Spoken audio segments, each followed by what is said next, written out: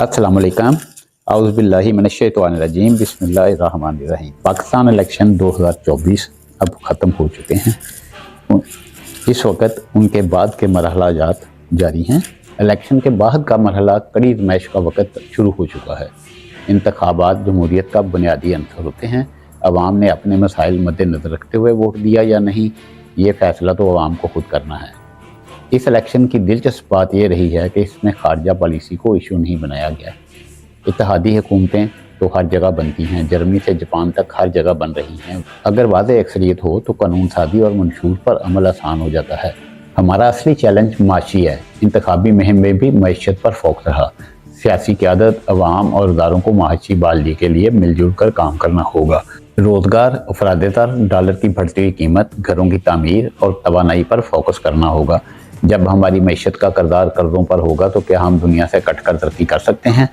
कमज़ोर मईशत के साथ खित्ते और आलमी सतह पर हमारा किरदार बहुत महदूद है। अब देखना यह है कि क्या सियासी जमातें मिलकर चलेंगी या लॉन्ग मार्च और एहतजाज की पॉलिसी अपनाएंगी। चलते हैं इस तफसीली मौजू की तरफ, जो बहुत ही दिलचस्प और गंभीर है। लेकिन इससे पहले अगर आपने हमारा चैनल सब्सक्राइब नहीं किया तो इसको सब्सक्राइब करें। अगर वीडियो पसंद आए तो इसको लाइक करें और दोस्तों के साथ भी शेयर करें। बेल आइकन को लाजमी क्लिक कर दें ताकि आपको हमारी नई वीडियोस के नोटिफिकेशन मिलते रहें। पाकिस्तान के इलेक्शन ख़त्म हो चुके हैं। अब इलेक्शन के बाद का मरहला शुरू हो चुका है। ये सबसे कड़ी आज़माइश भी है। शायद किसी और कौम के लिए कम ज़्यादा हो, लेकिन पाकिस्तानियों के लिए जो पुरसरात से कम नहीं है कि जो बोया था वो काट रहे हैं। अब हुकूमत बनाने का मरहला शुरू हो रहा है। सियासी जोड़ तोड़ तो मामूल की बात है, इसमें जज्बाती होने की कतई ज़रूरत नहीं है। इत्तेहादी हुकूमत जर्मनी से जापान तक सभी जगह बनती हैं, अलबत्ता वो चलती किस तरह है इस अमर पर गौर करना होगा, क्योंकि ये एक बहुत ही संजीदा अमल है। अगर इत्तेहादी हुकूमत कमज़ोर हो तब भी इसमें मुख्तलिफ नज़रिया फ़िक्र से वाबस्ता अफराद या जमातों को साथ लेकर चलने का मौका मिलता है। हाँ, अगर वाज़ेह अक्सरियत से कोई हुकूमत बनाए तो फिर कानून साजी आसान हो जाती है और अपने मंशूर पर अमल भी। अब देखना यह है कि सियासी जमातें ये काम कर सकेंगी या फिर लॉन्ग मार्चेज और एहतजाज के ज़रिए किसी नए इंतखाबी मरहले में दाखिल होंगी। हौसला अफजा बात यह है कि बड़ी जमातों को इस अमर का बखूबी इदराक है कि हमारा असल चैलेंज माशी है, इसलिए इंतखाबी में भी मईशत पर ही फोकस रहा। मुस्लिम लीग नून और PPP जैसी बड़ी जमातों ने भी अवाम के फौरी मसाइल के हल करने के लिए बड़े बड़े वादे किए, जिनमें अहम तरीन अहद महंगाई से पीछे अवाम को रिलीफ से मुतल्लक था। रोज़गार, अफराद-ए-तर, डॉलर की बढ़ती कीमत, घरों की तामीर, तवानाई जैसे अमूर पर भी जोर दिया गया। ये ज़रूर है कि इन वादों की फौरी तकमील मुकम्मल नहीं, लेकिन अगर माशी हिम्मत का तयन कर लिया जाए तो एक अच्छी टीम मैदान में उतारी जाए, माहिरीन से रवाबत मजबूत हों, सरमाए के हसूल की निशानदही की जाए तो मसाइल जल्दी हल हो सकते हैं। अवाम बिलखसूस नौजवानों को इस अमर का एहसास होना चाहिए कि उन्होंने अपनी लाइलमी और हमाकतों से जो बिगाड़ पैदा किया है उसके हल के लिए अब इंतज़ार तो करना पड़ेगा। गोल्डन टच, जादुई छड़ी, हुकूमतों को लान तान करने या सड़कों पर एहतजाज से कुछ हासिल ना होगा। मीडिया माहिरीन, दानिश्वरों को भी मालूम होगा कि इन हालात में पहले दिन से काउंटडाउन शुरू नहीं करना चाहिए और खुद इस अमर का बार बार अवाम के सामने इतराफ़ करते रहे हैं कि माशी बहाली 10-20 साल से कम में मुमकिन नहीं होगी। इस ज़मीन में चीन, जापान, बांग्लादेश, भारत की मिसालें दी जा सकती हैं। दुख तो यह है कि जो कौम अपनी 60% नौजवान आबादी पर फख्र करते नहीं थकती, वो सिर्फ इसलिए मुँह हल्ली का शिकार हुई कि इसने इंतहाई सुस्ती का मुजाहरा किया। वो नारे सुनती रही, नगमों पर नाचती रही, लेकिन कोई काम नहीं किया, कोई विजन नहीं था। सिर्फ बैरून मुल्क से अरबों डॉलर का इंतजार रहा और जब वो नहीं आए तो मायूसी की था गहराइयों में हाथ पांव मारने लगी। क्या किसी अजीम कौम तो क्या किसी नॉर्मल कौम के भी ये रंग ढंग नहीं होते। इंतखाबात जमहूरियत का बुनियादी अंतर हैं, ताहम इसके लिए ज़रूरी है कि अवाम ने अपने मसाइल मद्देनज़र रखते हुए फैसला दिया हो। अब तो अवाम को पता होगा कि उन्होंने ऐसा किया या नहीं, लेकिन यह तय है कि पाकिस्तानी कौम को आगे बढ़ना है। इसके अलावा कोई ऑप्शन भी नहीं है। मायूसी की राह छोड़नी है, क्योंकि हम खुद कहते हैं कि मायूसी कुफ्र है, तो फिर कुफ्र कैसे कर सकते हैं। दिलचस्प बात यह है कि हालिया इंतखाबात में खारजा पॉलिसी इशू नहीं बनी, जो मुल्क के लिए एक और बड़ी और बुनियादी तब्दीली है, वगरना इससे कबल दुनिया भर के तनाज़ात पर ख्वाम-ख्वाह वक़्त ज़ाया किया जाता रहा, जैसे कि हम दुनिया के ठेकेदार हैं। शायद हमें अंदाज़ा हो गया है कमज़ोर मईशत के साथ खित्ते और आलमी सतह पर हमारा किरदार बहुत महदूद है। ख़ासतौर पर अफ़गान जंग के खात्मे के बाद तो हम बहुत सिमट गए हैं। सबसे अहम बात यह है कि क्या हम दुनिया से कटकर तरक्की कर सकते हैं। इस बात का इजाफा किए देता हूँ कि ख़ास तौर पर इस सूरत हाल में जब हमारी मईशत का दारोमदार कर्ज़ों पर हो।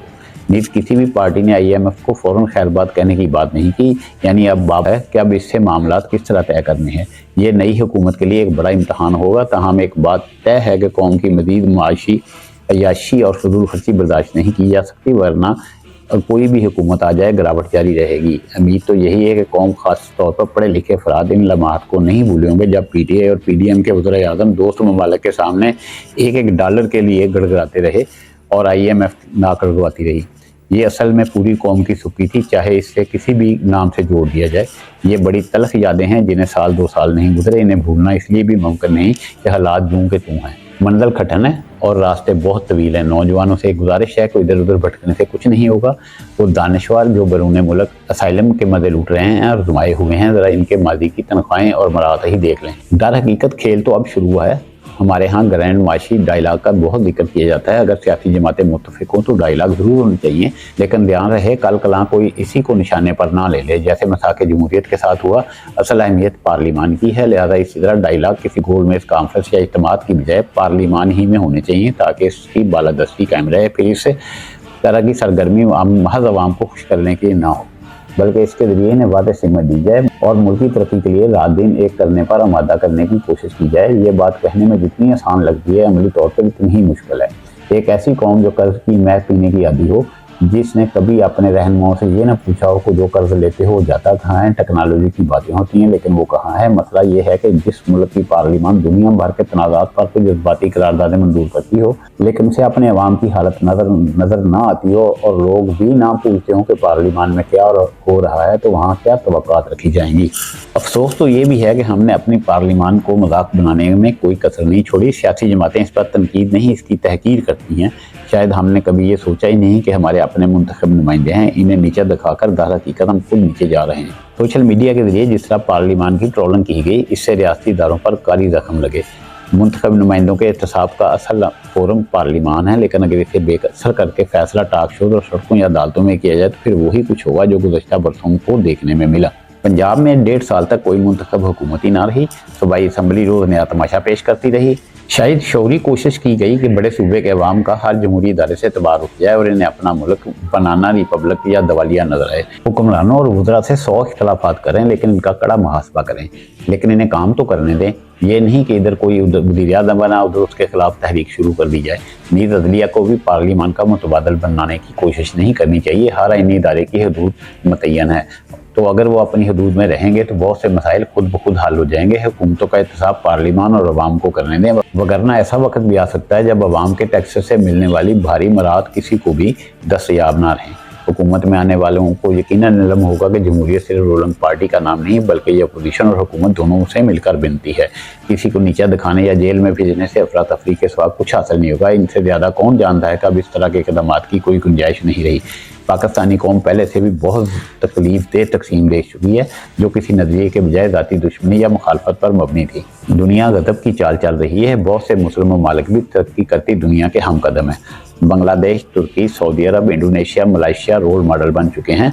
हमारे यहाँ बहुत से नौजवान वहाँ गए, इनकी तरक्की, मेहनत और हुकूमत चलाने के तौर तरीके देखे, लेकिन उनसे रतीबार सबक नहीं सीखा। हमने जानबूझकर अमेरिका, बरतानिया और यूरोप का जिक्र नहीं किया, क्योंकि वहाँ तो पाकिस्तानी लाखों की तादाद में बाद है। वो यहाँ आते हैं तो डॉलर, पाउंड और यूरो खर्च करके लोगों की आंखें चकाचौंध कर देते हैं, लेकिन तरक्की का कोई छोटा सा हिस्सा भी यहाँ अपने लोगों को मुंतकिल नहीं करते। हालांकि इस मुल्क ने इन्हें या इनके बुजुर्गों को इस काबिल बनाया है कि वो आज सर उठाकर चलते हैं और वो खुद को अमेरिकन, ब्रिटिश या यूरोपियन कहते हैं। लेकिन कभी खुद से पूछें कि क्या वही काम कर सके जो चीन के नौजवान भारत, बांग्लादेश, वियतनाम और इंडोनेशिया के तारकीन वतन ने अपने मुल्क के लिए किया।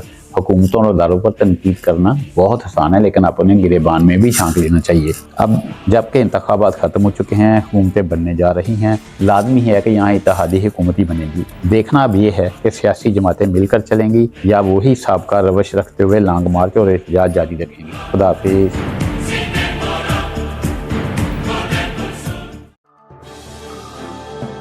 सियासी सूरत हाल या माशी मामला, तालीम, सेहत और बुनियादी जरूरियात का मसला हो या जुल्म के खिलाफ आवाज बुलंद की जाए, टैक्स चोरों की बात करें या करप्ट ब्यूरोक्रेसी को बेनिकाब किया जाए, बताने हैं मुकम्मल हकाइक, बोलना है पूरा सच, मगर रेड लाइन भी क्रॉस नहीं करनी।